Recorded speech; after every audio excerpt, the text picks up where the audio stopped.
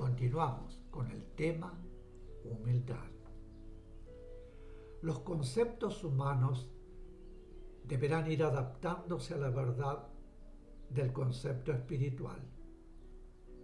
Suponen que la humildad es aquello que se exterioriza, pero el aspecto que tiene verdadero valor en las operaciones que deban lograr como humanos es el aspecto interno, aquel que sus sentidos no tienen capacidad para captar.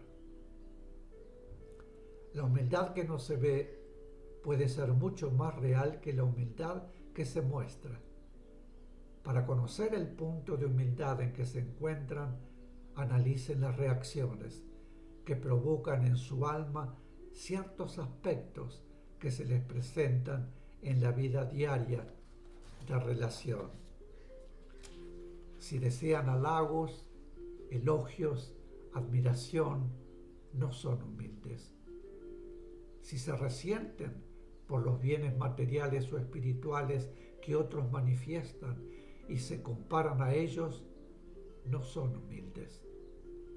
Si constantemente analizan y juzgan el grado de humildad o vanidad de los demás, tampoco son humildes. Quien es realmente humilde no juzga la humildad o vanidad de los demás. Por el contrario, el humilde no se siente nunca con derecho a juzgar a otros. Humildad verdadera es el producto de la superación de todos los aspectos de la vanidad, del orgullo y del amor propio. Cuando un humano ha superado los aspectos de la vanidad, orgullo y amor propio, está en condiciones inmejorables para transformarse en canal perfecto de las fuerzas superiores, porque el humilde se sentirá siempre solo instrumento, sea cual fuere el hecho o la forma en que el poder se manifieste. Por su intermedio, el humilde estará libre de tentaciones de vanidad. El gran obstáculo para todo espíritu encarnado. El humilde se sentirá siempre dispuesto al servicio, porque el servir a los demás, el servir a la humanidad, el servir a la naturaleza es para el humilde un placer, una tarea maravillosa y nunca disminución de sí mismo. Procuren acrecentar constantemente en su alma la humildad. Analícense día a día en sus actos, sentimientos y pensamientos, a fin de desalojar de sus mentes y de su alma todo pensamiento y deseo de ostentación, celos o envidia, pues ello perjudica enormemente al alma humana y ha llevado a los hombres milenio tras milenio, siglo tras siglo, a luchar, odiarse y perseguirse. Son estas terribles lacras morales que los hombres han debido y deben soportar. Lacras que ellos mismos han producido con las vibraciones negativas que constantemente han irradiado, por haber alimentado en su alma egoístas y dominantes ambiciones y deseos de poder. El poder debe llegarles, no deben perseguirlo. Perseguir el poder en cualquier aspecto lleva al hombre indefectiblemente por el camino de la negación. Mis queridos, este es el final del tema humildad.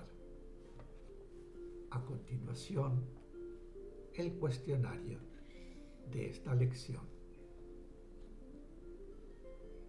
La primera pregunta dice: ¿debemos considerar índice de humildad el que una persona se menosprecie a sí misma y se coloque siempre en último término? ¿Por qué? Pregunta 2. ¿El hecho de que una persona vista siempre humildemente significa que esa persona sea humilde? ¿Por qué? Pregunta 3. ¿Nos es posible juzgar con exactitud a otro? ¿Por qué? ¿Cómo debemos proceder al respecto? Pregunta 4. ¿Puede una persona hablar de sí mismo, de su elevada posición espiritual o humana, y sin embargo ser perfectamente humilde? ¿A qué se debe ello? Pregunta 5. ¿Qué significa en realidad ser humilde? Pregunta 6. El escalar humanamente las más altas cumbres es peligroso espiritualmente. Pregunta 7. ¿Qué debemos hacer para poder conocer en nosotros mismos el punto de humildad en que nos encontramos? Y finalmente la pregunta 8. ¿Qué es humildad verdadera y para qué capacita a los seres? ¿Por qué? Mis queridos, y esto es todo para el día de hoy. Ahora, antes de retirarme, los voy a dejar con la invocación del amor. Y esta será la oración. Unidos nuestros corazones al corazón del Cristo y unidas nuestras mentes a la mente del Cristo, que su amor y su poder despierten el amor entre los hombres y traigan paz a la tierra. Y esto es todo.